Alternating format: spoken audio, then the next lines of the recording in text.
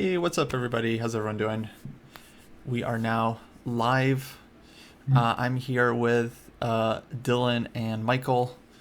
These I, are, hey guys, these guys are new to the channel. Um, and yeah, well, they're going to be doing some training. We'll get to that. They have their own YouTube channel called Chess Lifestyle. They also have a Twitch, although they don't currently do a ton of streaming, but you should go follow them on YouTube. The link is, I think it's in the chat. And well, maybe you guys could just explain what your YouTube channel is about real quick. Before Michael. okay. Yeah, so basically what we do, it's kind of like a vlogging chess channel. So we kind of talk about what it's like to really be an aspiring chess professional in the form of some vlogs. We do some educational content, but a lot of like more funny content as well. And hopefully when tournaments start up again, we're really going to get into full force with like some nice vlogs of the different tournaments that we're entering. Yeah, So it's I would consider both of us to be chess amateurs right now, but we're hoping to improve and strive for titles or more. yep. Yeah, so you guys are both like club players, right? I think your rating's around like 18, 1900 FIDE. Um, About right. and your ambitions is to get to 22, 2300. I'm not really setting a limit on my own growth. I mean, my first goal is just to achieve USCF expert. Although I'm moving to London soon, so I don't know how I'm going to achieve that. But yeah, long term, no real ceiling for me. Hopefully. Yeah, I think for me as well, like no real ceiling, but I'm gonna try and take each step at a time. So probably I feel like right now my chess level, I'm playing at around maybe 2100 plus kind of strength. So it would be really nice to like hit like 2000 FIDE sooner or later. Um, but yeah, like for myself, like I was doing a lot more chess as a junior, but then I kind of like didn't do any training for a good 5 6 years, so I kind of plateaued at this level. But in the last year, I've started like training again, and yeah, I can feel myself learning all of these new ideas, so it's nice. Yeah. Conversely, I haven't. I just got into chess in the last decade, so I was an adult. So I didn't have the exposure as a child. So I've Oh, been interesting. self-taught and working really hard to improve. How old were you when you learned, Dylan? I was 19. Oh, okay. Well, I mean, I knew how to play since I was 8. I played with my dad, but that was it. I only learned the chess world was a thing when I got to undergrad. Mm. But when you were a kid, you learned like how the pieces move. Did you learn stuff like en passant and castling? Yeah, yeah. So I played casually. I knew all the rules. I don't remember if he taught me en passant or not, but I started beating my dad like right away. But then I really had no outlet beyond that. Okay, interesting. Yeah, there's an ongoing theory about like or debate about like whether well, everyone knows it's easier for kids to learn chess, but the question is it easier for an adult to learn if they just like learn the basics when they were really young versus someone who learns the rules when they're an adult? I think it's still easier if you at least like learn some of those like fundamental pieces like when you were a kid. That kind of like stays with you. Do you guys have USCF ratings? Well, I'm from the UK my whole life, so I do believe I've got a USCF Blitz rating. It might be in the low 2000s, but I'm not 100% sure. I did play one tournament. Yeah, and since I've been in the UK for the last couple of years, I'm home now because of COVID, but I haven't been playing actively in the USCF circuit, so my rating is about 1700. Okay, cool. Well, I'll tell you guys one thing that I found really useful once I heard on stream was that I think it was Svidler who said I was an FM at the time. I think I had like two IM norms, and I was having a hard time getting the third one. And he said something. It was basically like an FM is just an IM who hasn't played enough chess. And I thought that was definitely that made sense to me. And that really helped. It actually like took a lot of pressure off. And it gets harder as you go up. Like it's really hard to go from like 23 Yeah, to did you extend 2400. the same analogy from IM to GM or no? I'm not sure. I don't know. GM's really tough. No one said it so far. So someone it's yeah above my pay grade. Well, maybe when someone ends up telling you that, then you'll make the leap, huh? Yeah, once like someone credible says that, because he could have said it about IMs, but he didn't. He specifically said FMs. So I Probably don't broke. I don't know. But for you guys, I think it's definitely true. I feel like whatever your rating is now, like yeah, the difference between you and like your next kind of goal is just playing a bunch of chess, analyzing it, learning some new ideas, improving your skills, etc. Right? But it's just like just a matter of time, basically. Right. So, What do you guys do currently for your training? As I was saying before the stream started, Michael and I spend every weekend, Saturday and Sunday, a few hours per day on middle game studies on Saturday and end game studies on Sunday. And then throughout the week, we prep those lessons so we have some extra exposure to new ideas and from both sides. So we coach each other back and forth. Yeah, so actually, I learned this idea from one of my friends at uni, an international master called Ravi Harriet. And basically, what he would do with his training partners would be even if one person is weaker or one person is stronger, you'd dedicate like 3 hours of time and you'd spend 1.5 hours of one person teaching the other, and then the other 1.5 hours, the other person teaching the other. And the good thing is that you don't need to be at exactly the same level, or one person has to be better to coach the other player, because like as long as you've got an engine and you've prepped the material well, you can still teach it well as long as you're within reasonable levels of each other. And I think it's the same way how like the top players in the world, they get coached by people weaker than them because they can't get people stronger. So I think it's a really effective method to just like I don't know, push forward with learning new content, because I feel like when you're trying to study on your own, like I feel like that's all the advice out there is like, oh, like no one talks about trying to do things together. But as soon as you like collaborate and you set a time of the week where you're forced to actually commit and like study, then it actually like gets you to do it, and then you see the improvement. So, like, And Michael and I have slightly different routines outside of the weekend sessions with each other. But personally, I spend at least half hour to an hour every morning doing tactics first thing on a tactics trainer. And then throughout the week, I do various things like work on my openings. I'm developing like a full repertoire, comprehensive like set of files for my repertoire. I'm working on that right now.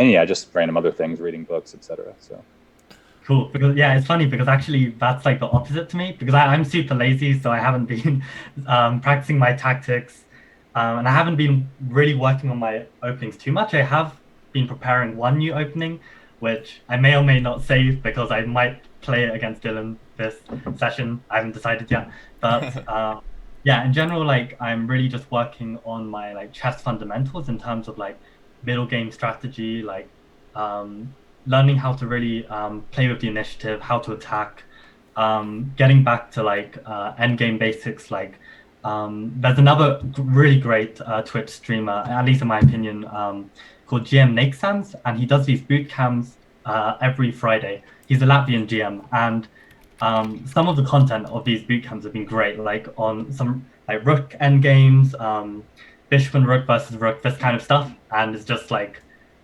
really great material. So there's so much great content. Of course, just ChessDojo as well. Like just just keep working on it throughout the week, and you'll see results.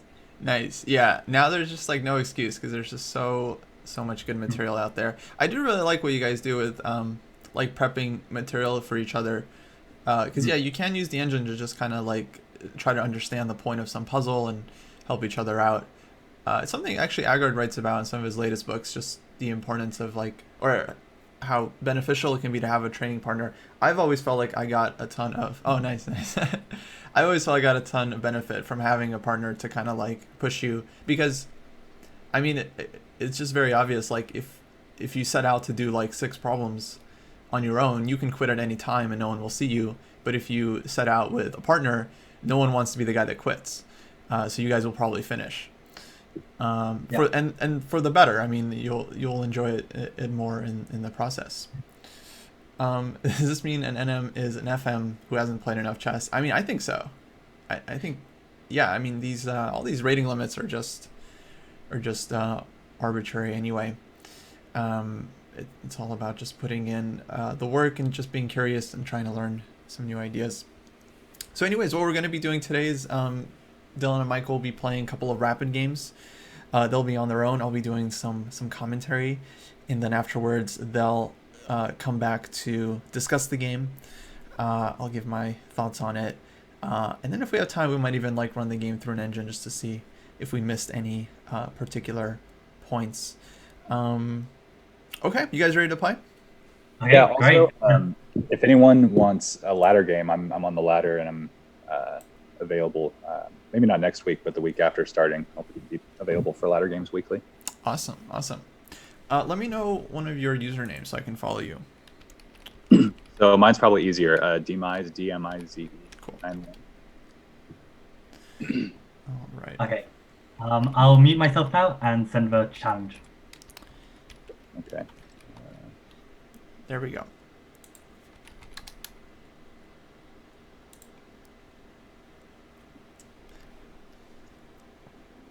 All right. So let's flip around. All right, we got Dylan playing black, Michael's playing white.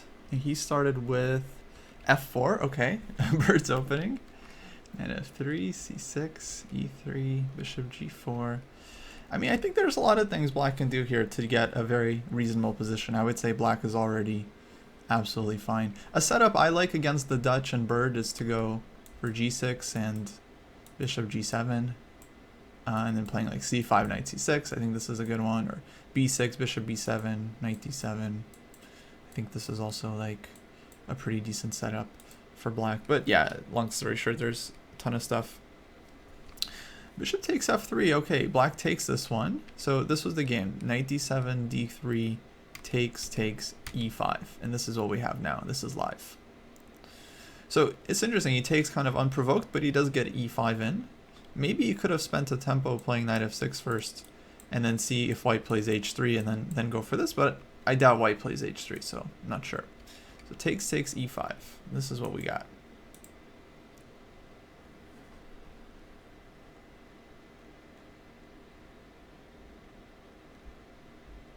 Actually, FM and NM are further apart than you may think, right? Because FM is a FIDE title, 2300, and NM is a US title, 2200, but US ratings are usually about 100 points inflated over FIDE ratings. So US 2200 is usually like FIDE 2100. So it's about 200 FIDE points.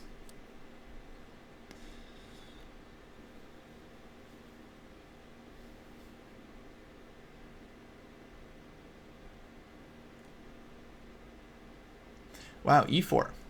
Okay, Michael strikes back on the light squares.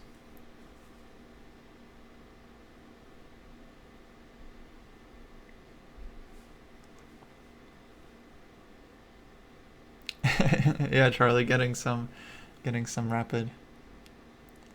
Well, the idea of this stream is to actually give players kind of an idea of what they can do on their own, like if they want to do some serious training. I think my role in this is actually pretty minimal. Like these guys are going to be playing the game, then they're going to be discussing and analyzing on their own. And then, okay, I'll give my thoughts, but also they can just check with the engine after the game and see what they missed in their analysis, you know, and that's something people can do at home.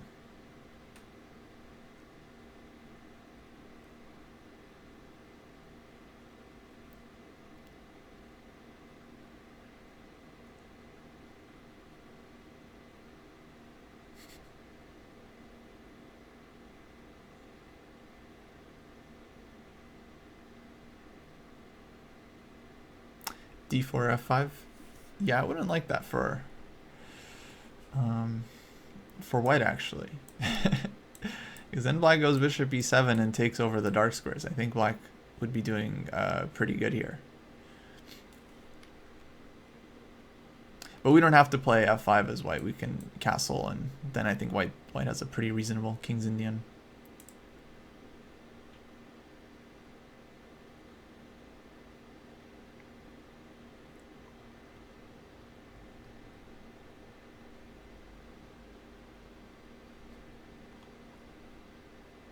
This was a bird's opening. f4 d5, bishop g4, takes e5, now e4. So not gonna get a lot of like opening intrigue in this game. There's just like many ways to play this one, but this will be an interesting middle game discussion. Yeah, I don't know how I feel about e4. I think this is okay, but you can also just castle here as white. Just continue a little bit more flexibly. But e4 is interesting. It really puts the question to black. 1 g5 against f4. I mean, why? Why do you need it this? Like, your opponent played f4 and you want to play like a worse move. Like, or like a more extravagant move, right? Like, it's like you want to outdo your opponent. Just take the center, you know?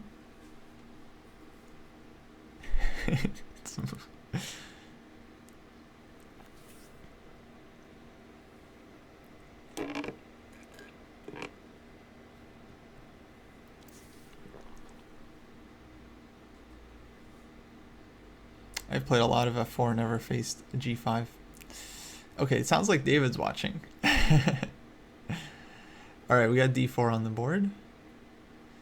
Now we'll see how Michael handles this one. Just castles. Okay, good. Very flexible. I'm glad he didn't just play f5.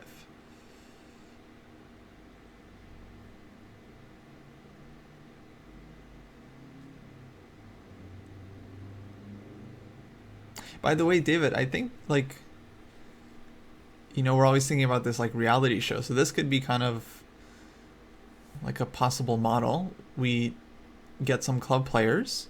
Basically, we do POG champs, but with club players. Like 18, 19, 2000 rated players. Maybe we get like 8 of them. Tons of them out there. We give them like some, like one with like working with 2-player coaching sessions. Maybe they like play each other. And then at the end we have a tournament, you know, knockout style. And we can stream that. So basically we would need like 8 club players willing to do what Dylan and Michael are doing right now. Just like being willing to play on camera, talk about the games, be pretty open with their training. I would definitely be happy to do an NM Swiss. We just don't have a ton of. We would need some NMs. Like, we don't have a whole zoo of national masters to choose from, you know. But if we got enough players, I would absolutely have that. Actually, Caden, would you want to play in like one of the round robins? You know, the 90 plus 30 tournaments.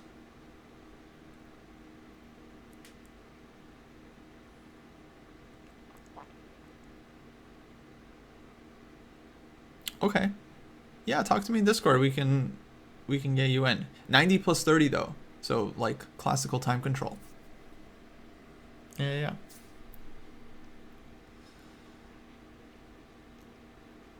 Actually, I don't like the whole writing down your thoughts while you're playing thing. Yeah, I know a lot of players do it on Lichess. I feel like that's more of a social thing rather than a useful chess thing. I mean, at least growing up, I always just had to remember my thoughts, and eventually, you know, you learn to just, well, you go over your game the day of or the next day, and you try to remember as much as you can, and you input your thoughts into your chess space after the game. You know, you annotate the game basically. But during the game, I don't know if it's wise to be writing stuff. I think it's mainly going to be distracting. Yeah, writing down variations is, yeah, essentially helpful. But I think what most people do is like, you know, I feel pretty good about my position, and my plan is to like try to attack his king or something. It's like, okay, I think you can just remember this. Who is the talented painter? I think Dylan is. But how did you know one of them is a painter?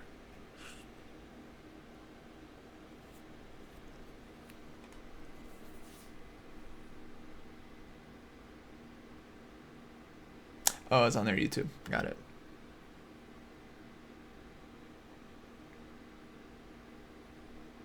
Okay, bishop d6. definitely logical move. So now the King's Indian move here could be to just go like g3. We can definitely think about f5 here for white, but then I would honestly just consider switching back and again going after this one, because if black can trade these bishops, it's going to be really hard for white to do anything, and he's just going to be left with a bad bishop for the rest of the game. I mean, it's not like the worst bishop in the world, but it's white will have to do work to get it active. You know, you can play c3 and try to get it to b3, but that takes a lot of time.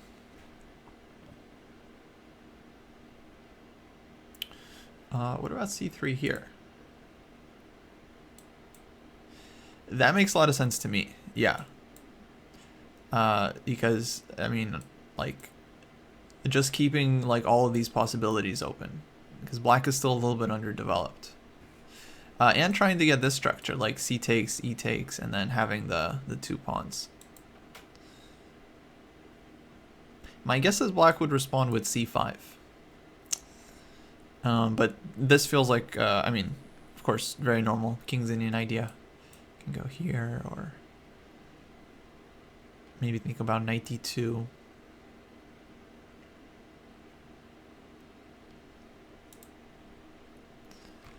Bishop g4. Okay, a little bit unusual.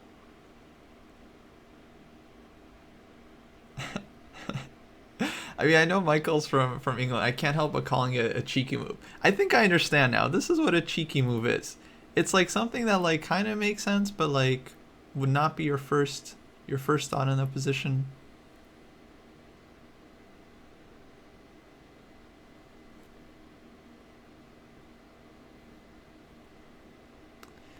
Yeah, I mean, it improves the bishop, but I don't know. It feels like he's trying to generate some play on the f-file, like maybe intending to take on e5, but black is going to be ready to take with the knight and cover f7, so I don't think this is going to be super... Like, black is really happy to get the square on e5, so I'm not clear on what exactly white's idea is. My first thought would be to just play like knight f6 here for black. And then maybe if takes...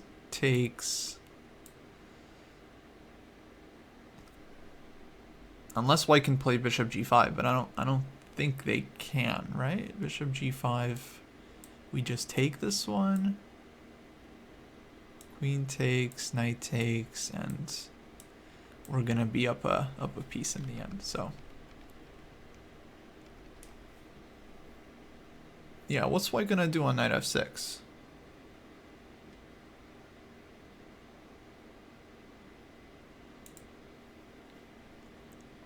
Even bishop takes h2, yeah, simple.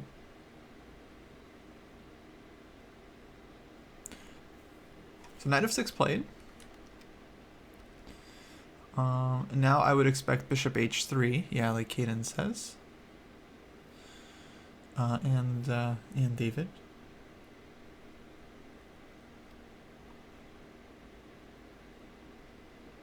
Technically, who is more developed? I would say white. I would say when you have the king developed, this is a pretty nice advantage, because bishop on c1, I would argue, is participating in the game. I wouldn't say this is like an undeveloped piece, because it is kind of exerting some pressure in the position. But okay, now that black gets this move, he's very close to castling, so I wouldn't really say black is like behind in development at this point. Oh, the players? Oh, I don't know. Okay, a4. Now playing on the queen side, he's willing to give up the bishop, which is fine. I mean, we talked about how this bishop has a possibility of being a bad piece. But it seems a little bit... Well, okay, he's just taking it slow. I would say white had kind of more aggressive ways of playing. Like earlier, I think c3 was quite sharp, but this is kind of more like positional.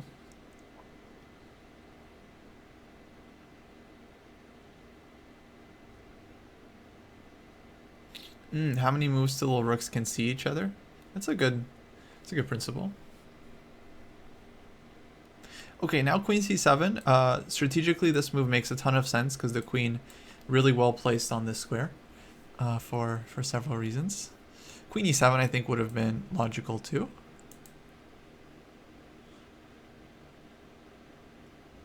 Okay, white takes.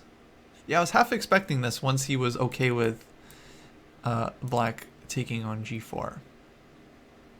Now logical would be to take with the knight just to reinforce the e5 square. Only reason not to do this one would be something tactical, but if there's nothing tactical, nothing like queen g4 or fe5, I can just take. Okay, f5.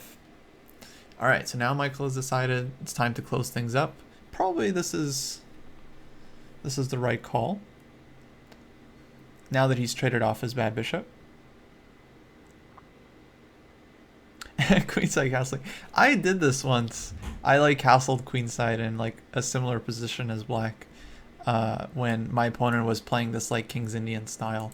And my friend said, like, he said something so funny. He was like, these kinds of moves deserve to be punished. But the position was quite different. I think it was much more open. Like white already had c3 in and like was much more developed on the queen side and basically just like opened things up and killed me very quickly. So it's kind of here, I mean, queen side is still pretty close, so I think this is certainly logical for black. Not that he was necessarily getting checkmated if he went kingside, but I can understand the instinct to go queenside. Yeah, now it seems like most natural plan would be to put knight on c4. I agree. c3 here is another move you could play.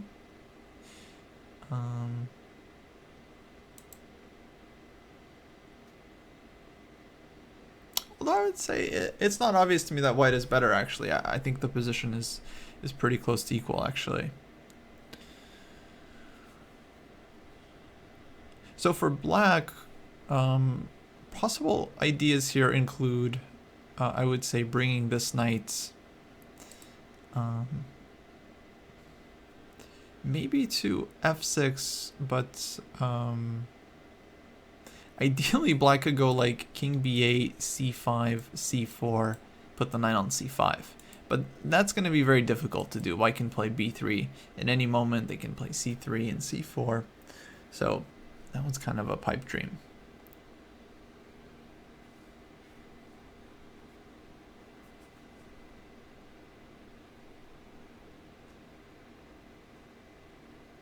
Does white have more space? I think we would argue that black has more space because we're the ones that actually have an advanced center pawn. White has more space on the king side. Yeah, but typically King's Indian positions are considered, this side having more space in general. But now that white has traded off some minor pieces, black's space advantage is not felt at all.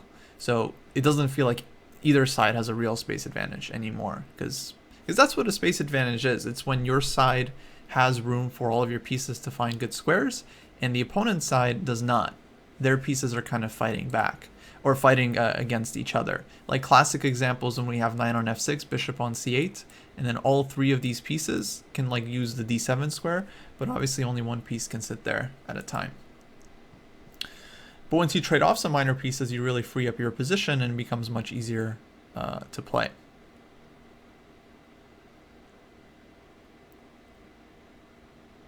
Okay, g6. Yeah, it's a good point.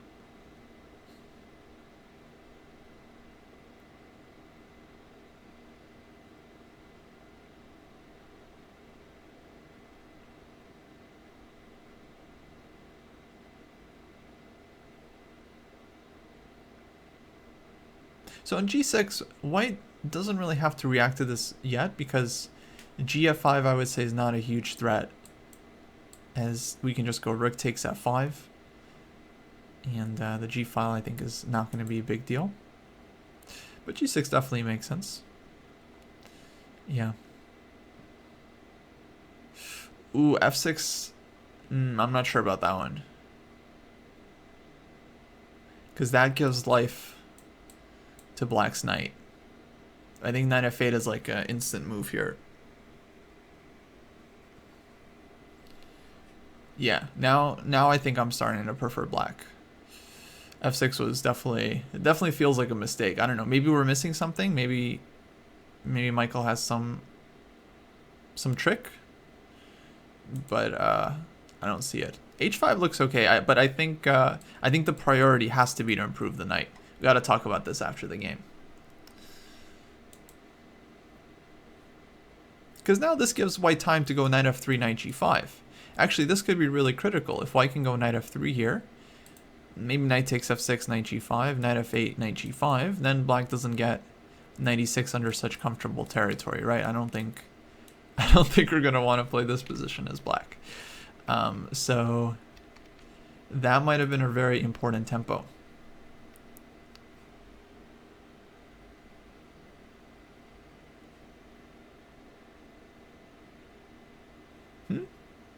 What bind are we talking about? I don't see any binds. I mean, white could play knight f3 here. Oh, sorry, on knight f8, white could play knight f3, but then we go knight e6. I don't think we're really worried about this as black. I mean, our king is on the queen side. I mean, if we want to, we can go rook g8 and even threaten g5. And then go rook g6. Yeah, with knight on e6, I think we're not afraid of bishop h6. If we absolutely have to trade this one off, we can. But I don't think the bishop is actually all that bothersome. I think white just has like some advanced pawns, but all of black's pieces have found good squares. So h5, h4 was played. Bishop f8. Again, I think knight f8 was probably the best move there.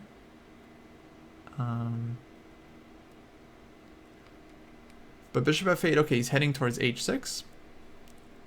That definitely makes sense. But now, again, I would expect knight f3. There we go. Ooh, Michael running low on time. He's going to have to be careful here. Or maybe he feels very comfortable with the 10-second increment.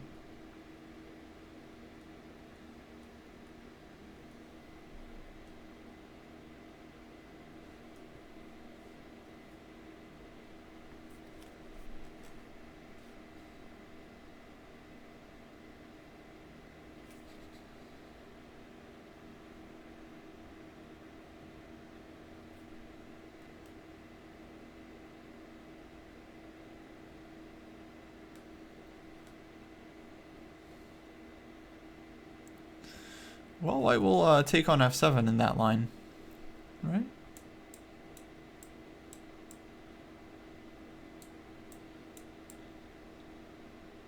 And if queen e7 trying to be cheeky with queen takes h4, then bishop g5, counter cheeky. And I think the fun runs out. Okay, black is calculating. I think it's good that he's spending his time here because he has a nice time advantage. Position is very complicated and there might be some nuance.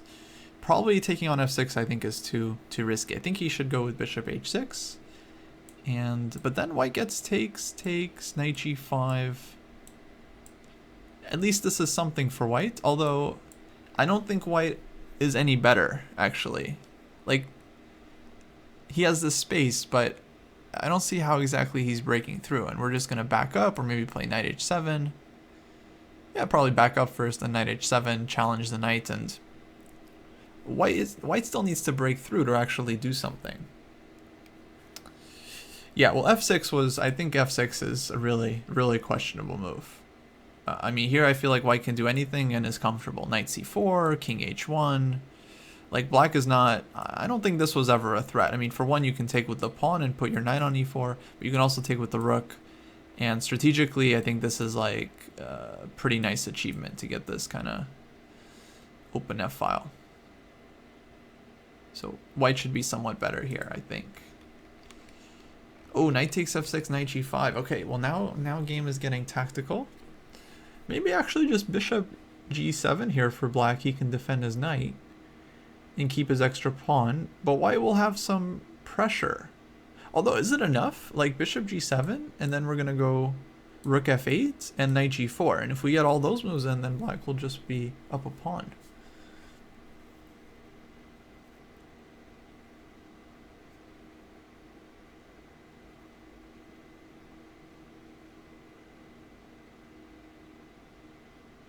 Well, eventually, but will white be in time?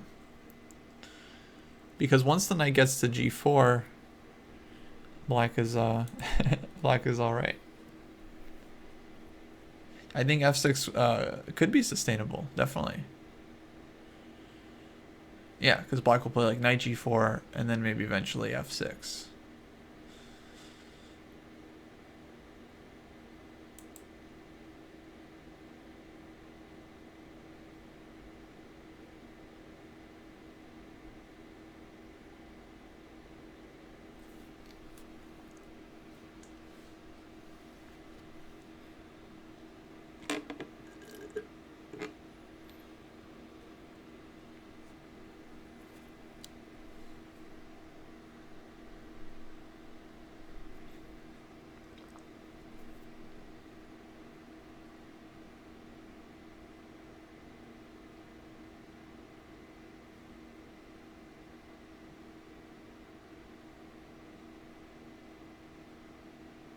Okay, bishop g7 and then b4. Wow.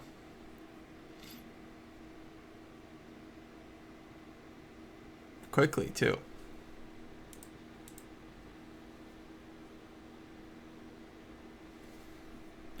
Rook d7.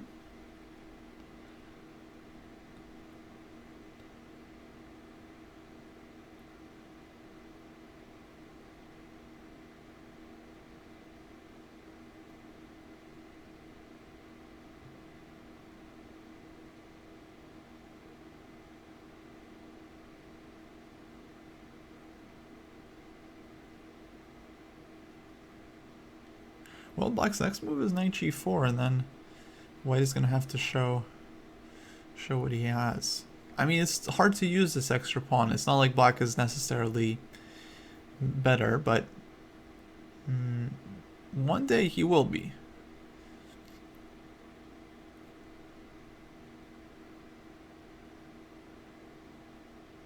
Actually, yeah, black's idea here could be to play knight g4, bishop h6, and then just take this one. Just have bishop versus knight, extra pawn, call it a day. You know, play from there. A pawn's a pawn. Yeah, exactly right, Pulsey. Pulsey called this whole thing. Pulsey was the only one who thought we could take the pawn and get away with it.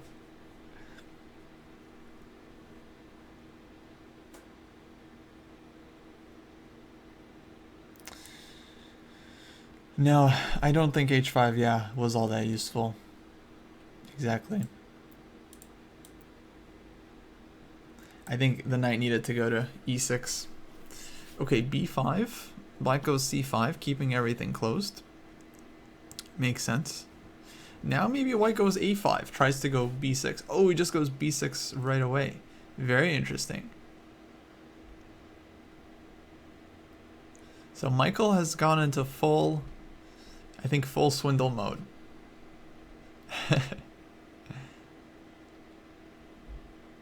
I don't know if he really needed this, though. I mean, he could have played a5 and then threatened b6, opening stuff up.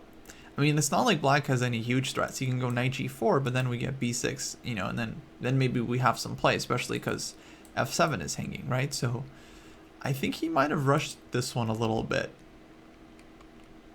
I don't think this was actually really necessary. I don't think the situation was, like, desperate for white. Yeah, not clear how black...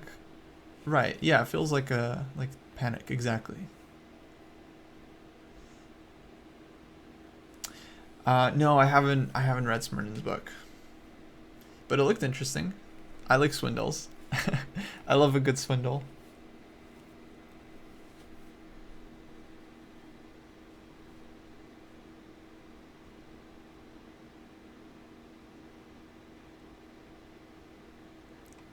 Okay, queen c6.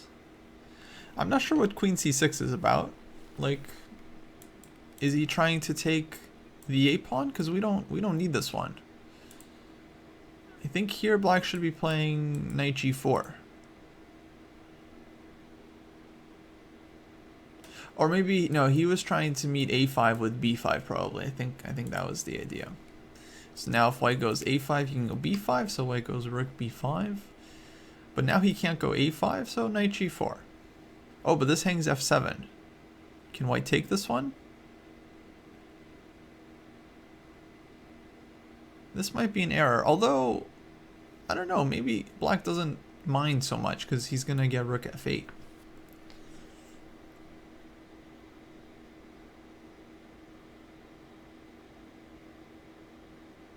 So this could just be Dylan giving back the pawn to get some activity. I mean, he's now 2 pawns up, so he can definitely afford to give one back.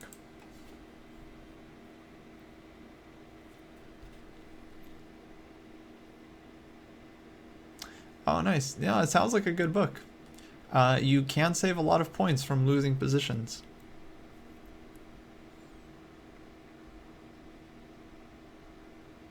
I think one of the most important things on that topic is just mindset, like having the belief that, you know, you think you're going to be able to get back into it.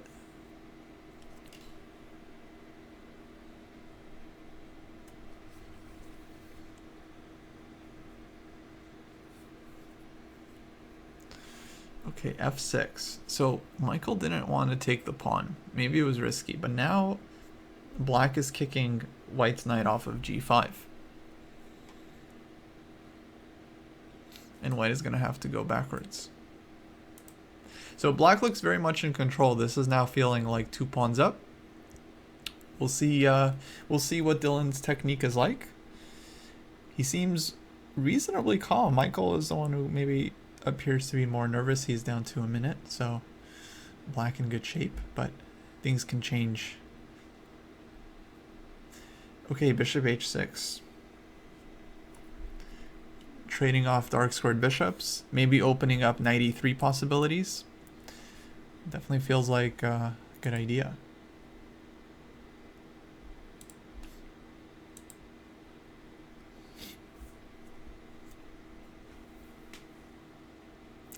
Dylan is playing black.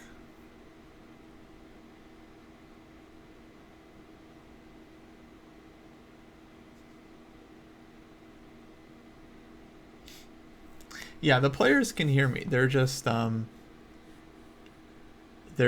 incredible actors that don't flinch as I discuss them and their moves constantly.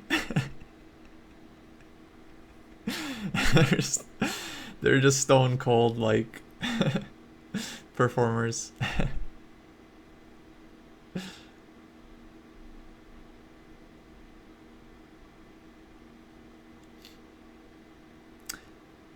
No, what delay? We're on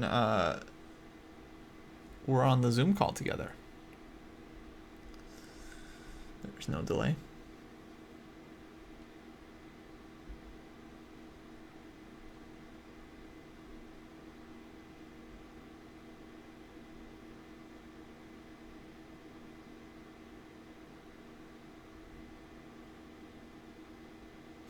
Yeah, 10-second increment. They're playing 15-10.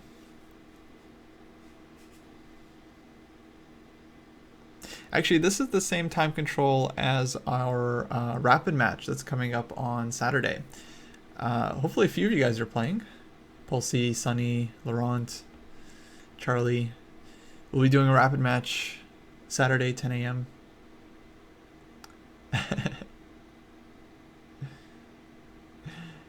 You would be so panicked. What do I think of rook b3? Looks okay, but I don't understand the idea. Like, what are you trying to do? Oh, it's late for you, Charlie, huh? Well, I mean, we did it, 10 a.m. Pacific time. So that's about as early as we can do it for the rest of the world. Oh, a5, rook fb1. Why not just rook fb1 right away and then you're threatening a5?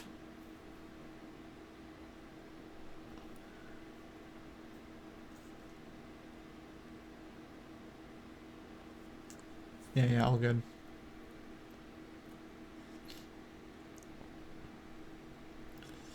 Well, I would say the trick to playing in front of a bunch of people is to not think about it. I think it's harder when you're in person and there's like 50 people watching you. Hopefully these guys like aren't thinking about the stream too much.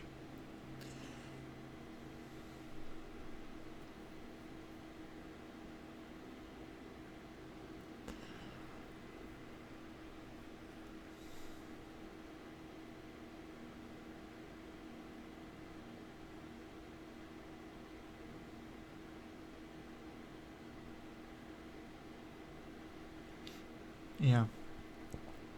Why isn't black playing knight e3? Well, now b pawn is hanging. I don't know. It feels like black has been struggling last couple of moves, coming up with a winning plan. You know, he traded bishops, went queen e6, which I didn't really understand, to be honest. Rook fb1, and now he's thinking about what to do. Because on rook d6, there's a5. Actually, white could have played a5 on the last move as well. Yeah, I don't like queen e6 at all. It kind of loosens the pawn. What Dylan needed to do, I think, was just back the rook up. Just put this rook on a normal square again. Or go knight e3. Rook b1. And maybe like king c7 or something. Like defend this way. I think black is definitely okay with this kind of trade, given that position is generally kind of solid, and once the rooks get active, then they're going to kind of dominate stuff. But okay, if white plays a5, maybe we can take this one. Anyway, let's get back to the game. We have queen e6, knight e3. Oh, so he was going to just allow rook takes b6 and try to play like queen g4 or something. So knight d2. Well, this one's sharp because it's not obvious how black is gonna like attack the king side. I think he has to play this one in a more technical manner. Could take on c2 here, but then knight c4 is gonna be a problem. So not sure if he really wants to do that. Probably I would just go king c7. Just defend this one. Or again, like just getting the rook back in is a big priority. So for Dylan, I think there was a couple moments where he could have just like improved his pieces, but instead ended up doing something a little bit unusual. Like this rook shouldn't be sitting on h6 for this long. And then earlier he could have like improved his knight f8, knight e6. That's kind of developing pattern.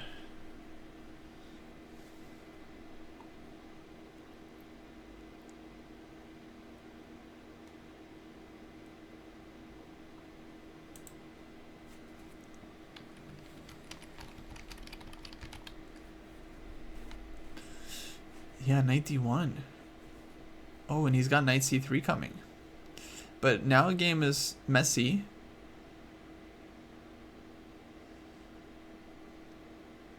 And who knows what's happening, because white has queen f8 check. See, this is the problem. Like, you leave this rook on h6 for too long, eventually it burns you. Imagine this rook was on h7. He can go rook f7 here and like just win the game.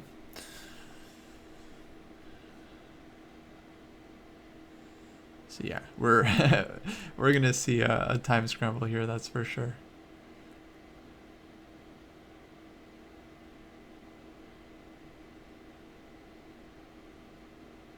Now black does have knight e2 check. This could be really dangerous. If king h2, queen takes h4.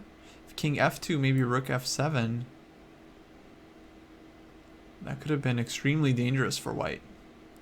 Here I think white has picked up the piece and is now in control. Yeah, Michael should be winning this one. Maybe a missed opportunity for black. Check.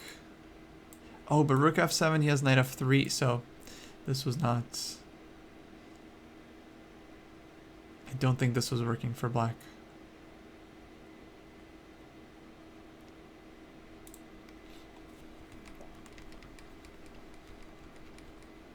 Now white has to be a little bit careful, but his extra knight should be enough. Queen g3. I just take on e2 as white there, and then I mean, black doesn't have any material.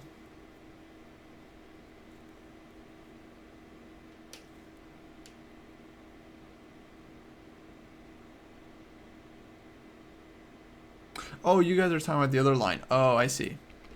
Okay, let's check that one. Oh, this line. Hold on. Check. So if takes, this can be extremely dangerous. But white does have some checks, so I don't know. I think white might be okay here.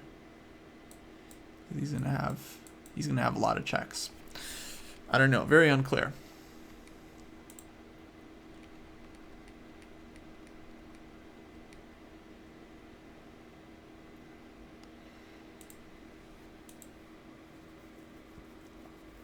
Yeah, rook a5 exactly, and then queen has like queen c5, and yeah, it just continues. Or was queen hitting b7? Then yeah, rook a5, queen b7 mate exactly. So it's very unclear. I'm not exactly sure. Now this one's basically over because knight on f1 just defends white's king very comfortably, and then white can just focus on pushing the e-pawn. Why wouldn't queen take knight? Oh, okay. Yeah, maybe earlier could have been possible.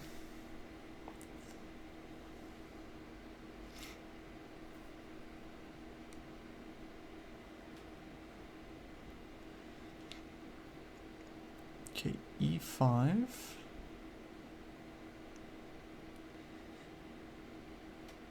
Oh, that's no good. Could have continued their queen e2, maybe would have been a little bit tricky for white. Alright guys, nice game. Thanks. Kostya, did you want to analyze after both games, or should we analyze in between? I think we should talk about this one first. Sure. Let me pull it into an analysis board. I'll send you guys the link in Zoom. Okay, great. Yeah, that's very typical of our games, actually. It gets very low on time, but then somehow Spindles win in the end, because I'm terrible in time pressure. That's funny. Yeah, definitely felt like Michael was more comfortable with low time. Yep, for sure. There was some interesting moments in that game. Okay. Oh, wait. Sorry, I think my internet disconnected for a bit, but I just heard the word swindle, and I think for me, like, even though I was 2 pawns down, I always felt like I was playing with the initiative, and okay, if you play like Carlsen, you're going to win, because if you, like, Carlsen just grabs pawns and then plays like a computer and wins, but like, in Blitz against a human, it's like, I don't know, I mean, I was also pretty comfortable for most of it, so that's pretty interesting. Yeah, let's see what Kostya has to say. Yeah. Well, are you guys on in live chess still? I clicked on analyze, but I sent you guys a link in Zoom for my board, it's not so we can share the same one. Yes, I'm on there now, I think. Yeah. Yeah, I think I'm here. Mm-hmm. Do you guys see me moving the pieces? No, I only see the final position. Yeah, same. Oh, weird. Okay, one sec. We'll do a new board. Okay. Yeah. Also, worryingly, my laptop isn't charging. the light for the charger is on, but it doesn't seem to want to charge. So I'm gonna try fix that.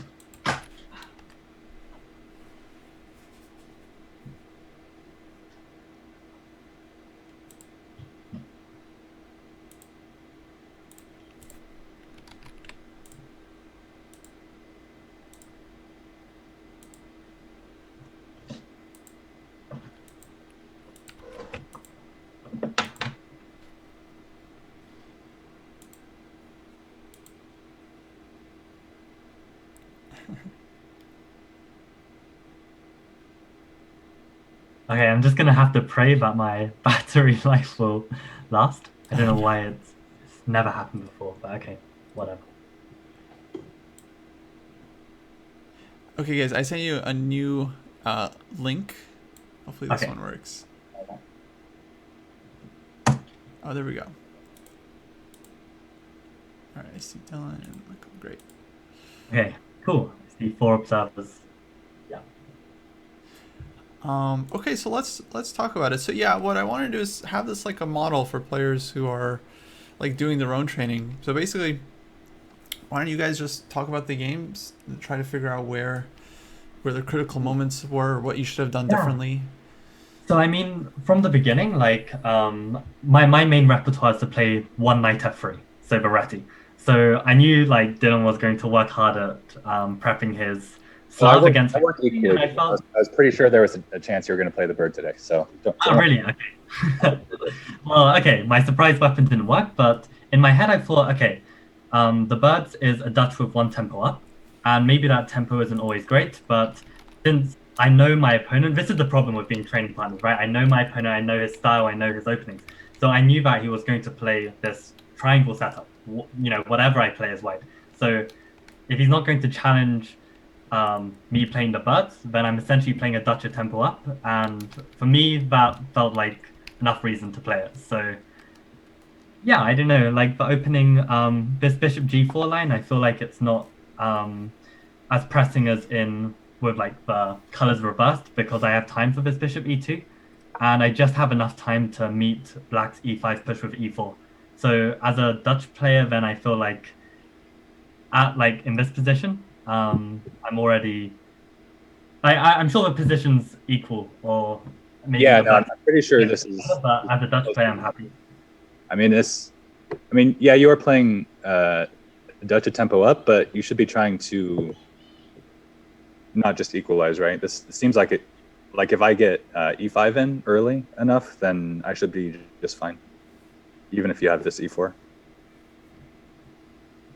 Like I'm not sure if d4 was completely accurate. I mean, it's sort of my style, and I thought I would just play against the bishops, grab some space, justify giving up the bishop there, and I should be, just fine. But I feel like when I see the center close with the move d4, it means that I have a lot more opportunity to attack on the wings. And, as I'm already like tailoring an attack, at least somewhere on the board, I felt like I was happy to see that move. But I mean, objectively, again, I'm sure it's completely playable.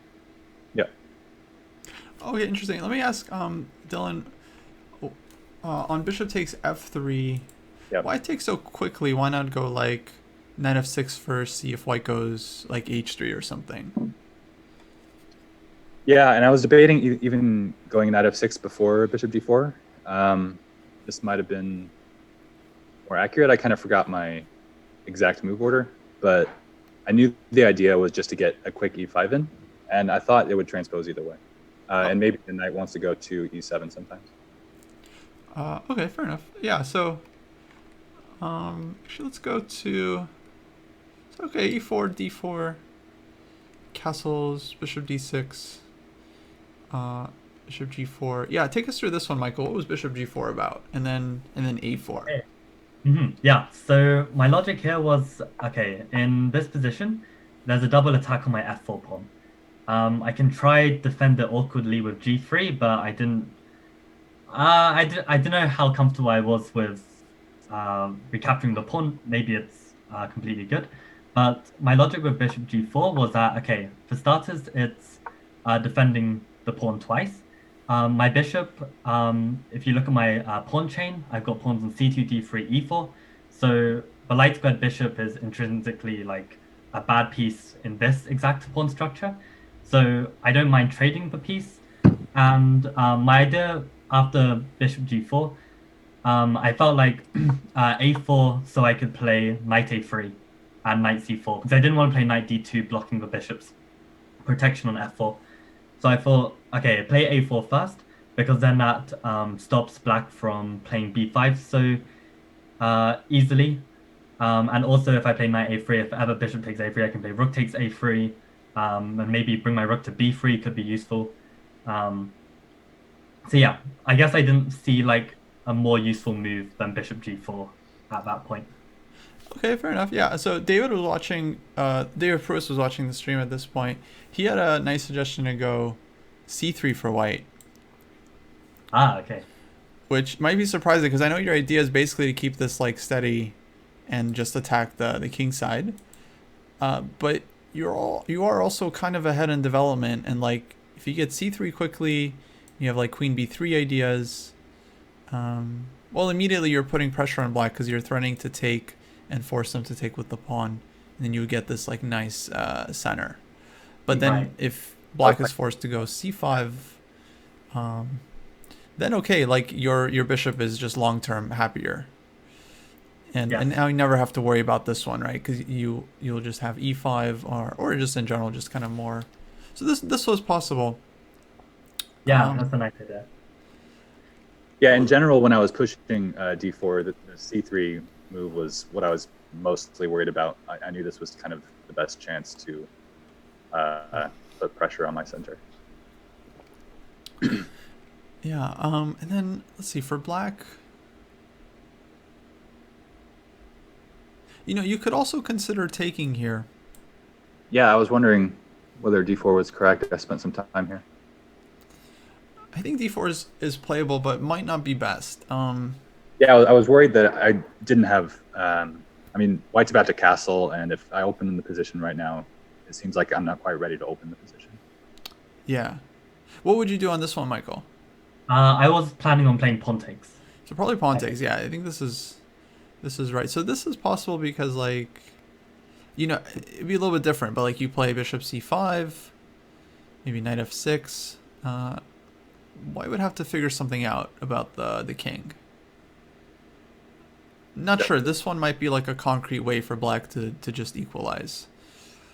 Yeah, I missed bishop c5 actually. That's a really nice idea. Yeah, I missed this too. I mean, I wasn't really thinking about this one during the game. I'm just looking at it now, but this feels pretty interesting for black, at least compared, because I feel like white got at least a small edge out of the opening. Could have been bigger with c3. But yeah, let's go through it. So a4, queen c7. Okay, then we take and shut things down.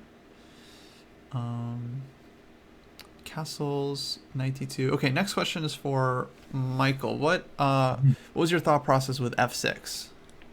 So I saw this fun line if, well, okay, the pawn is vulnerable because it's not protected by any pawns and it won't be easily protected. But I saw this fun line where, okay, if black also can't attack it too easy. Like this bishop on d6 is a dark squared bishop, there's no way for it to attack it. So I saw, I don't know, maybe rook e8, rook e6 as an idea. But I looked at this line where after rook e8, I played knight c4, rook e6, and then bishop h6. And if he tries to take the pawn, then I've got bishop g7 at the end. That way. I really looked with the rook on d8. That's embarrassing. Yeah. Oh, rook on. Oh no, I just didn't know which rook you meant. Yeah. I just picked at random.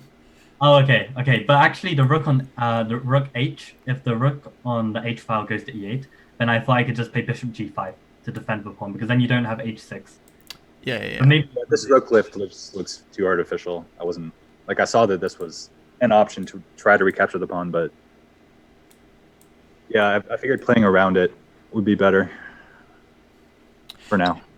So, well, I get that. Like, so you felt like f6 was like you could hold on to the pawn, but what was the point behind the move?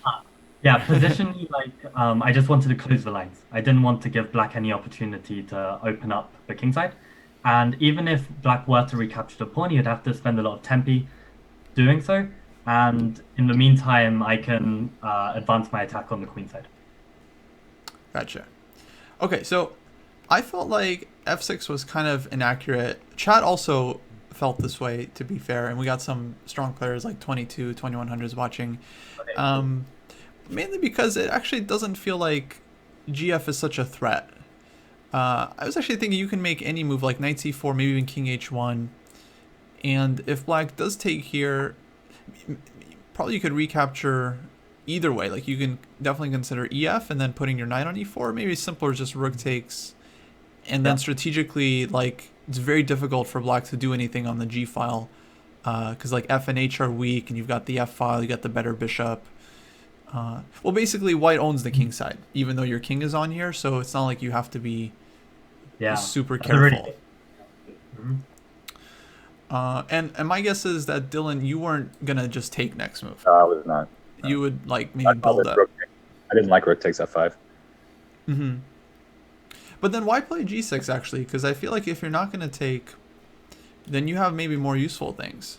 I was thinking about what could be more useful, but like I also saw that I need to get my bishop involved somehow, and this g6 h5 idea might be a way to do that. And also, like at some point, I can take on f5, especially if he tries to play knight f3, which he did.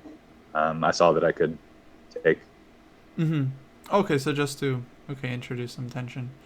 Yeah. That's interesting. I actually wasn't sure what I would do as black here. In terms of moves you can make, like king b8, I think you can make here with a clear conscience. Like this probably always will be helpful for you, depending on This was probably the moment to do that. Yeah. depending on what white does with the knight. Like you can think about different things. Like if he heads away from the queen side, then you can think about even going c5, c4. If he puts his knight on c4, you can think about trying to exchange with like knight b6, or maybe putting your knight more on the king side. So maybe it's another flexible move. I'm not sure. I think g6 is okay. So now f6, h5. Okay, so this is connected with this idea, right? Yeah. Gotcha. Yeah, I didn't see that either, actually. I don't know. I guess I was too focused on, I don't know, my own plans. Yeah. And I thought even that after bishop f8, bishop h6, I might want to remaneuver my knight from e7 to f8 to e6, and maybe eventually to f4. Right. So yeah, we felt like black should do this immediately with knight f8. I thought attempting to get rid of the dark squared bishops would improve this outpost.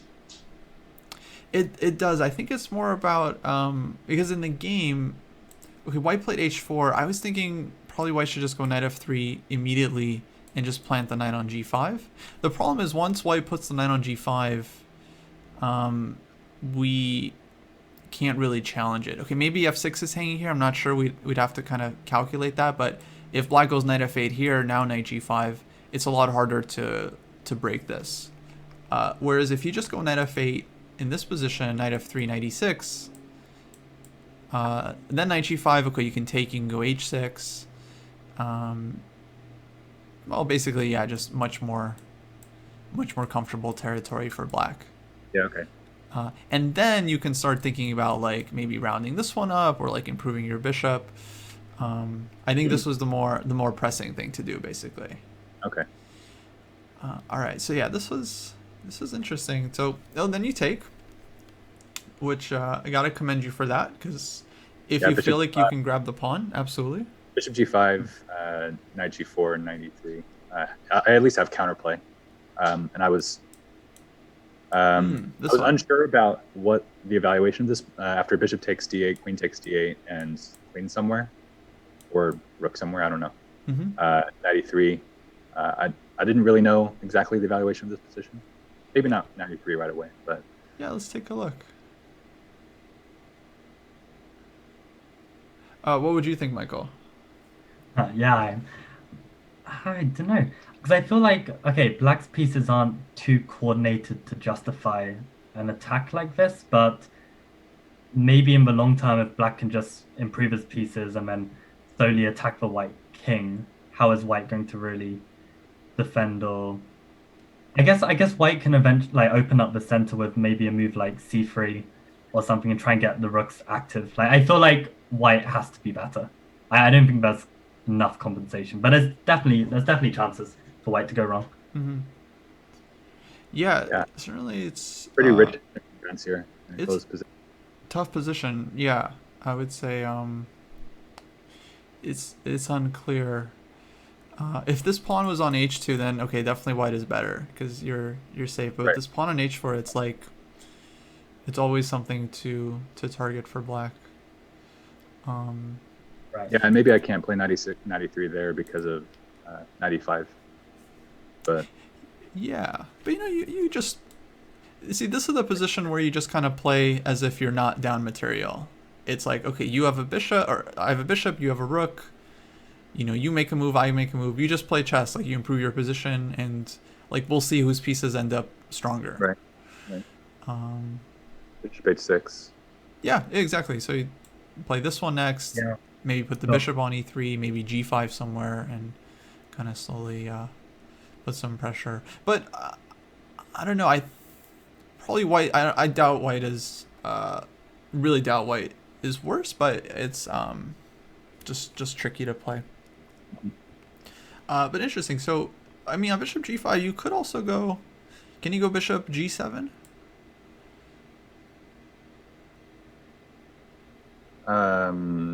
Yeah, looks like it.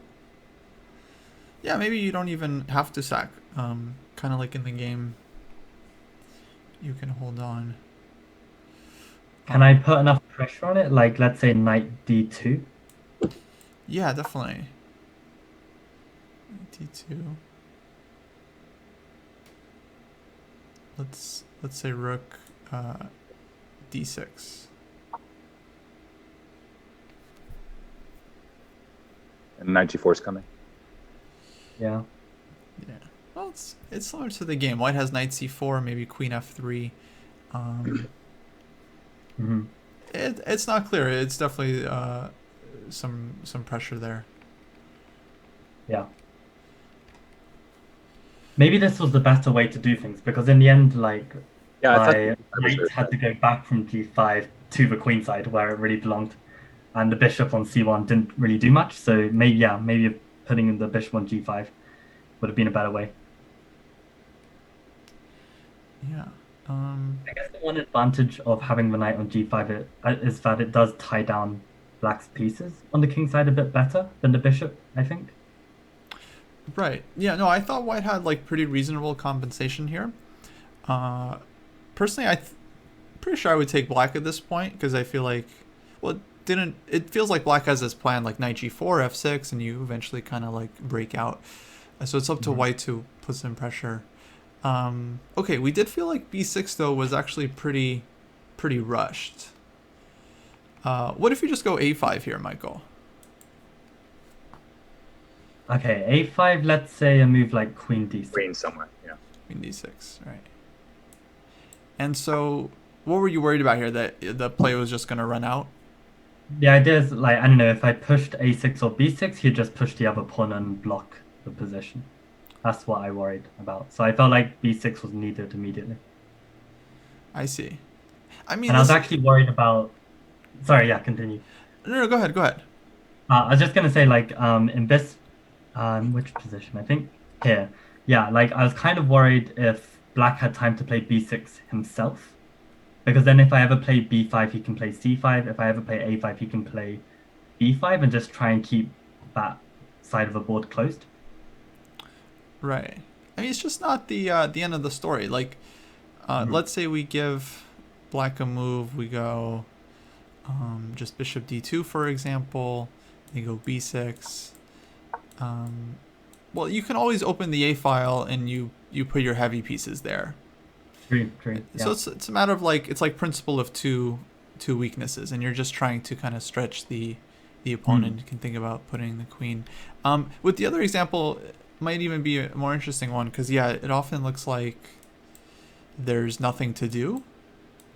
But you do have ideas of putting pressure on c5, and maybe even like some c3 in the future.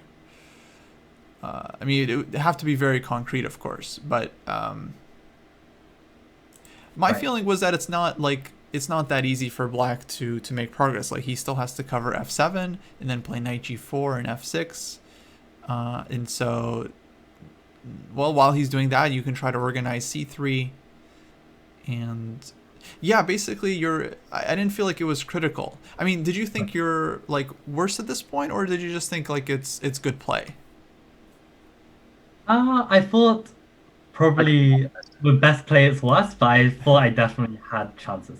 Like, I liked how I had pressure on both sides of the board, and for my style, I felt like I've got everything I wanted. So, yeah. Well, no, fair enough. I mean, you definitely do have chances here.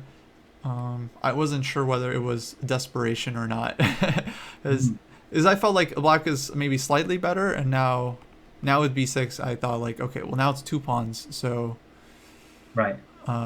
if black is accurate, like you were saying earlier, then it should have an advantage. But that's always hard to do. Yeah. Okay, but that's interesting to find out. I don't know. For rapid, I think it's totally valid to play like this. In classical, you do run a lot more risk Right. of kind of because you also make it easy for your opponent. Like when you play b6, I mean, it's probably wasn't too tough of a decision to take with the a pawn here. I'm guessing like you could take with the queen also. Actually, maybe that's possible too. Yeah, they both looked okay. I thought if queen b6, then maybe a5, and the pawn is. No, I can just go b6 if he pushes with a6. So yeah, I don't know. Well, white So, always has this sorry, move what's well. the idea of queen b6?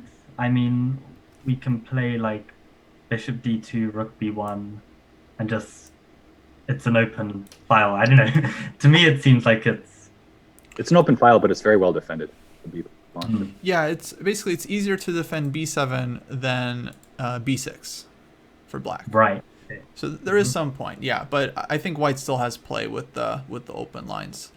I mean, intuitively, I like AB more, but I don't know. Queen b6 could be possible. Basically, when you play a5 though in this kind of position, you give black more chances to go wrong.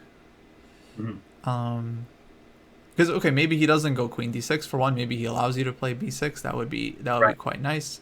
But then later on, basically by keeping the tension and not forcing things, you give black an option, like 5 different moves in every position. You can go king b8, knight g4, bishop h6, and yeah, there's always possibilities. A very strong GM said like the secret to beating lower rated players is giving them a choice, like a wide choice.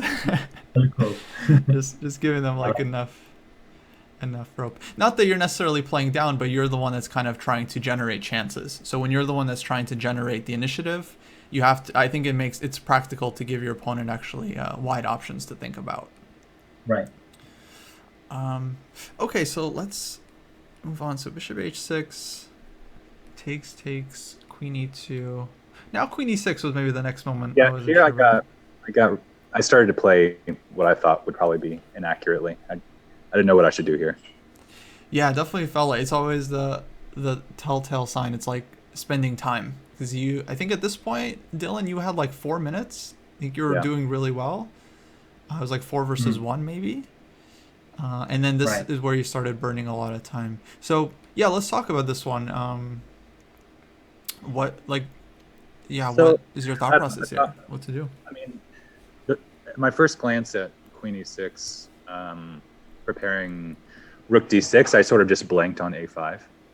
When after b takes a, then the b7 pawn would be hanging. In lines where white's f rook comes to b1, of course.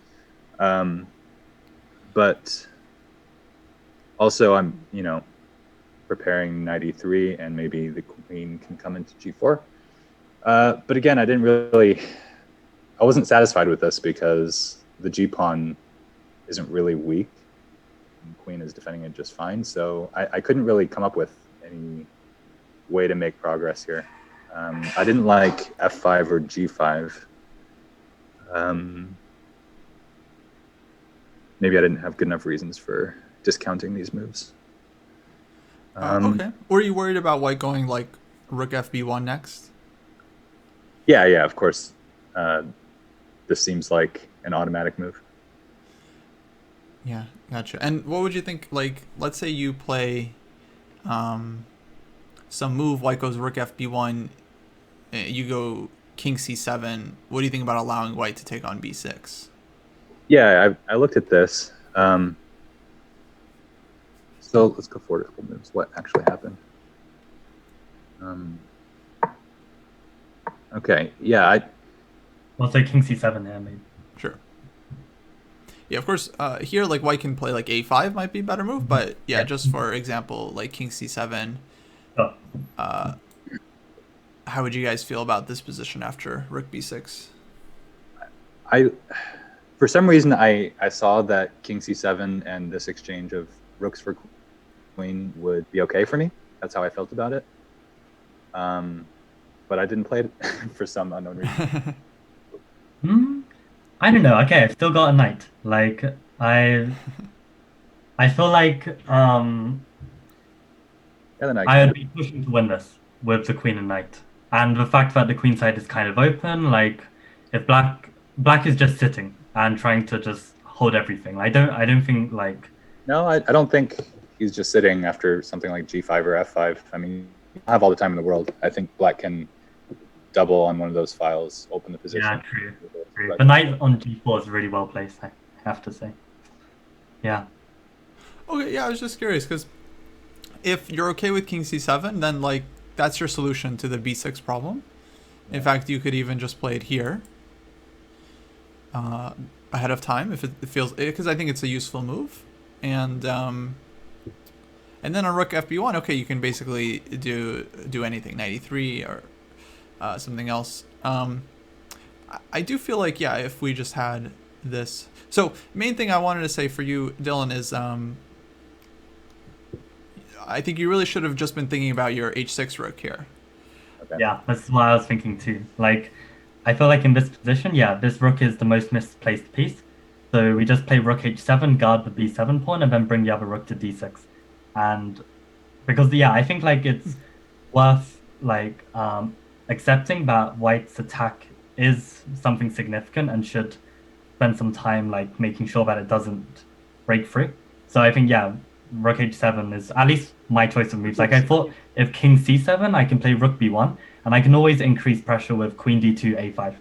And I feel like the king is not a worthy defender of these weak pawns. Much better would be the rook that's doing nothing on h6 to be on h7. Well, I mean, the b7 pawn is adequately defended, so I don't know that it's needed on h7. My rationale of leaving it there was that maybe g5 and the rook can, in one move, swing to g6 or something like that. I don't know. It never happened, of course, but... Right, but I mean, in your analysis earlier, you were saying how you wanted to move your rook to d6, but in some lines, after a5, the b7 pawn would become weak. Okay, we've... Yeah, but my solution is king c7. I mean, yeah. If my solution is king c7, then I don't need the rook on h7, of course. Yeah, true. Yeah. Well, don't get me wrong. I think so. Again, I would say moving this one back was one of the most pressing things to do here. Then you can decide later if you want to go like king c7 or rook d6. Michael has a good point. Like with queen d2 and a5, this can definitely be annoying. At least we would need some answer for this. One idea would be actually to put the rook on h8 and then have it ready to go to a8 maybe as an option. But yeah, I think that was the thing to do here. Mainly because, like, okay, so g5 and rook g6 is possible, but you don't really lose this if the rook is on h8. You can always bring the rook to the g file. But of course, what you gain is like access to everything else too if you need. I glanced at rook h8 for the very reason of king c7 and rook a8, but I felt like it was too slow and it was playing into white's initiative. But the idea is not to necessarily play rook a8. It's more just like your rook is just much more mobile on h8, much more flexible. And so, because you don't know, you might need it on the f file, you might want it on the g file, you might end up needing it on the a file. But on h6, then it's basically just out of the game until you get it back in. So it's not like this is a critical moment where I need to actually like strike on the king side in order to prove something. I actually have time here. I didn't really realize that. Well, yeah. I mean, you're 2 pawns up. So if you trade off like a pair of rooks or if you trade queens, you don't have to do anything to win the game. You know, you're just simplifying and trading into a winning endgame. Like basically any simple endgame for black here should be good, like rook endgame, knight endgame. Especially knight endgame, you have this knight on g4, like white can't really do anything. So yeah, I think black is in kind of technical mode here, just trying to... It doesn't mean you don't play for the initiative. Like if white doesn't do anything on the queen side, then absolutely you should go rook g8 and g5, knight e3, and just checkmate him on g2. But since you're up material, you have more than one way of trying to convert your advantage. Yep. Okay. Makes sense. And I guess to put it simply, like you have a material advantage, but not necessarily a dynamic one. Like I wouldn't say black's pieces are more active here than white's pieces. Mhm. Okay, from here, game got very sharp.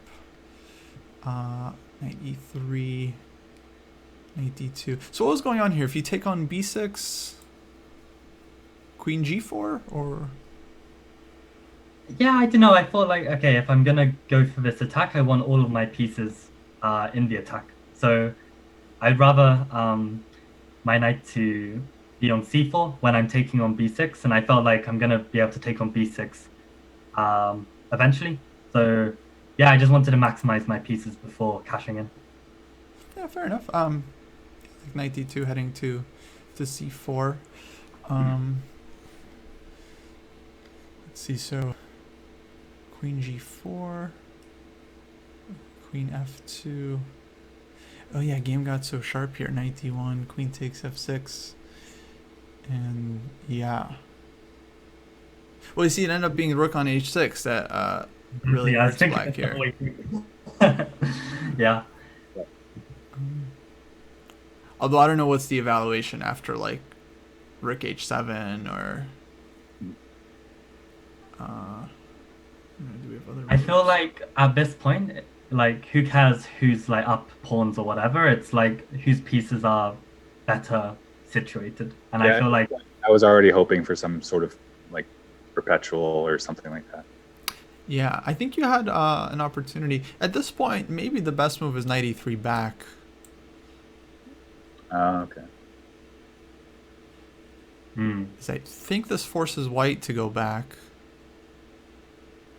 And actually, I don't think you mind that you lost this f pawn that much if you can keep your attack going. Maybe white should go queen f3 at this point, but I don't know. You have like rook am I dropping f7. c2 perhaps as well if queen takes queen?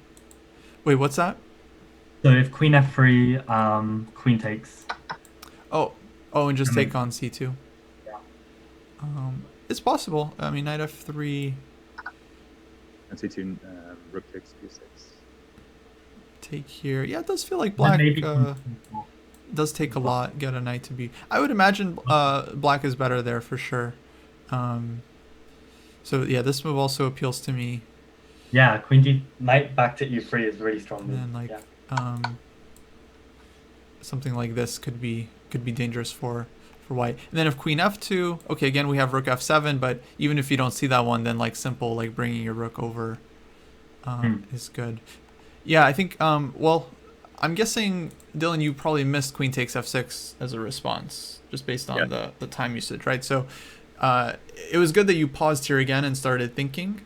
Now at this point you were pretty low, so I'm just wondering. it's hard. Sorry. Yeah, go ahead. I've just thought, okay, after knight e3, maybe white has chances of a perpetual after queen check. Oh yeah, this is definitely Rook d8, rook idea. takes c5. Right. So yeah, rook d8, take on c5, takes, and then yeah, maybe here. Either perpetual or maybe white's mating. Take. You gotta be careful here. Am I just losing the rook? Has to be king c8, right? Yeah, king c8. What do you mean losing the rook? If the king goes to the Oh, okay, yeah, true, yeah. Okay, but at the least I've got check again. d7 runs into rook takes b7, which I feel like you can't survive that. Yeah, it's mating too. Yeah, that's mate. So yeah, actually, I think that was all forced. this looks right. This one is definitely perpetual, because we can just like kind of. Oh wait, there's still this one. Now we got check and back. Take on e5. Or take here. Then king here, and then like. Actually, I'm not sure about that one. King c8 if takes on e5. But then queen back to c5 check. Go rook c7. rook c7 immediately. E5, rook c7. Oh yeah, this works. Yeah. Queen can come back. Yeah, now queen can come back. Right. Rook. But Right. we can give. I think this one is pretty easy. So you just keep the king. The king stuck. Yeah, that looks like it's working.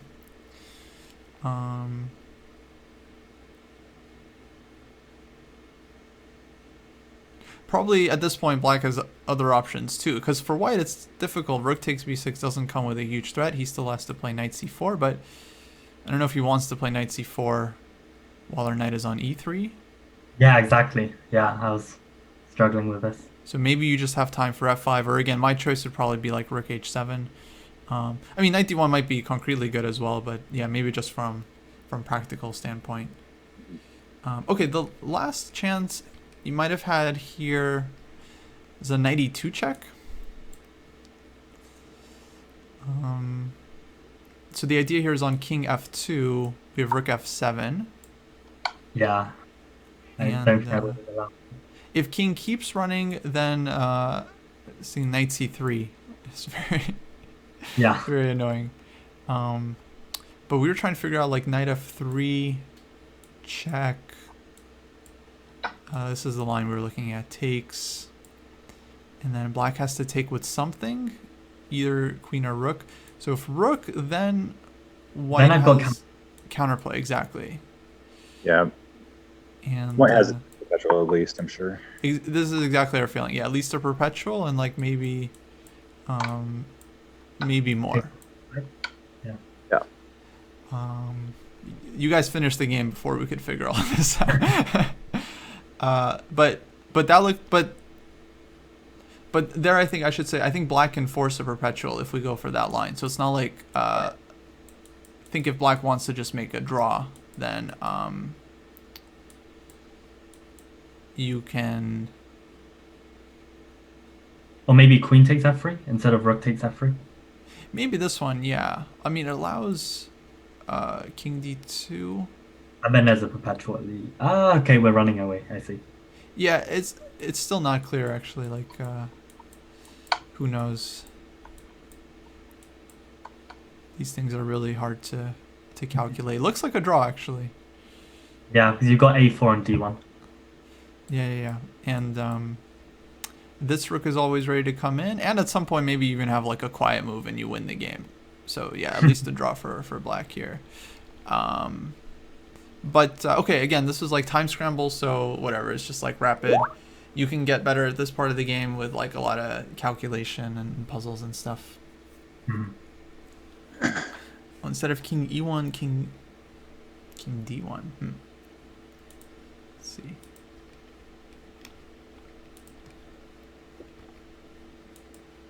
Oh, well, no. Then we got rook f2.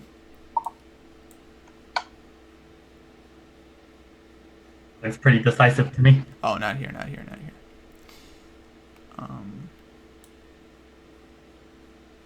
Queen g2. Rook takes f3. Oh, king d1.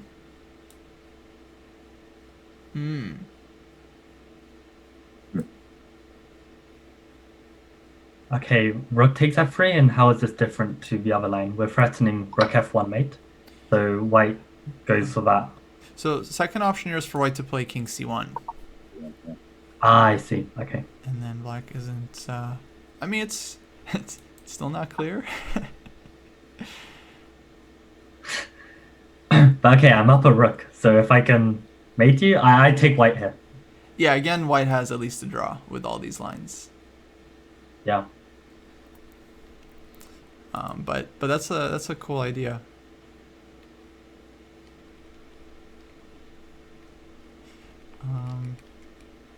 Okay, yeah. Then I think that was basically it here. Yeah, I did think I played really poorly, allowing black to take the c2 pawn because it was completely unnecessary, and I was just kicking myself about it. That's true. It wasn't as bad as my blunder. True. Yeah, taking on e5 was so bad. Like, I thought, okay, I'll take on e5, give a check, and then I'll defend c2, and then I was like, oh, I can't defend c2. Yeah. Yeah, I guess here actually at the end, queen e2, and it's like Yeah, not the most obvious Yeah. win for white, because if the knight moves, you'll have c4. I mean, I was thinking of playing queen f3, queen e4. I think this was my plan. But okay, I've got to count really carefully, and I don't know if that's working immediately even. Well, it's still Oh two my, pawns. yeah. Oh, yeah, I didn't see that. Oh, I thought you were counting this. No, I mean, you're still 2 pawns Oh, up, no. so it's probably still good for white. Yeah. Yeah. Black doesn't have a ton of like pass pawn, and if they take, then King is very misplaced. this is like Yeah. you should be in time here with your king. Right. But I'm not worried too much about this part of the game. The rapid stuff, I mean, it's like so hard to play well with the increment. I mean, what is the best strategy actually as white here? So, okay, you play queen f8 check and defend c2, and then what is the best plan? Or is this even the best plan? So I would say here, basically, King h2 maybe. so one idea would be, just like your first job is just to bring the knight to f3. So maybe g3, king g2, and then knight h2, knight f3. I imagine if your queen is defending, then your knight can go take stuff. The way you played it in the game, I think, is also fine, in terms of just like having the knight defend your king and your queen being active. Maybe if you just play like queen f3 here first. It was just this queen e2 move that makes it very annoying, because it's like hard for you to move. But if you just keep your queen centralized, then this should be pretty simple for white as well. Yeah, it's a lovely move. Yeah. Interesting game, guys. I mean, it feels like this was, hopefully it was useful for you. Yeah, absolutely. Yeah, really useful. Very useful. Thanks. Well, we went way over. Oh, really? Yeah, I don't have time to to watch a full second game, although you guys, of course, can play one and discuss all the same. Yeah. Okay. Well, I mean, if you would have us again, I'd love to love to play again on the channel. But yeah, it's been really great. Thank you. Yeah, absolutely, guys. This was a lot of fun. We like doing like these types of like coaching sessions on the stream. I think it was interesting for the group too. There was a lot of people discussing during the game as well. Sympathizing with you guys playing on stream in front of everyone, of course. I mean, I think you definitely expect some exciting games from us, because our playing styles are like polar opposites. Like, I like to attack and play on the initiative, and I feel like Dylan's a very solid, maybe more positionally sound player. So it's like, it's always going to be some weird creation on the board. Yeah, I definitely felt that actually watching the game. Mm-hmm. Well, guys, Dylan and Michael, they have their own YouTube channel called Chess Lifestyle. You guys should go check them out, give them a follow. They do like vlog style videos about chess training, and they have real ambitions, to make master. So I always love those channels that are like just documenting the journey. I think that's the best. And hopefully we'll have you guys back on the stream sometime. Do you guys have anything that you're doing soon you want to let people know about? For the channel. Well, there's a video uploading tomorrow, which is called Winning at Chess with the Initiative. So if you're inspired by this attacking play, then definitely go check out that game. I was playing some semi-final university match against an FM, and it went pretty well. So I'm discussing my ideas in that game, and giving some context about like why I think playing with the initiative is such a nice way to play chess as well. And I just started a project of, so I'm a painter, an artist. I just graduated from UCL in London with an art degree. So I've been doing some paintings of world champions, chess world champions, and I'm going to do all of them and hopefully have an exhibition sometime. But I've been filming the process of making them and uploading them on our channel. So if you want to see that's awesome. some chess portraits in action, then go subscribe to our channel. Oh, very cool. I should mention actually Dylan has been helping us with our own YouTube channel. We're very appreciative of that. So we'd love to have you guys back. Wrap up the stream for now. Hope everyone has a great day. Take care, everyone. Everyone. Bye.